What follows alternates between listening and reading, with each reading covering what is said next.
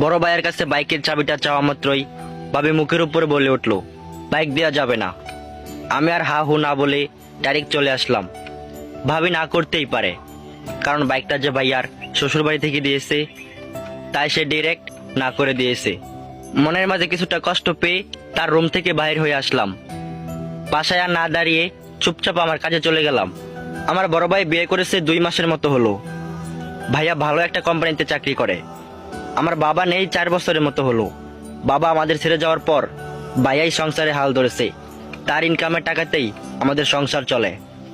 ভাইয়া কখনো নিজের জন্য কিছু কিনে নাই, আগে আমার জন্য কিছু কিনে দিয়ে তারপর নিজের জন্য কিনেছেন।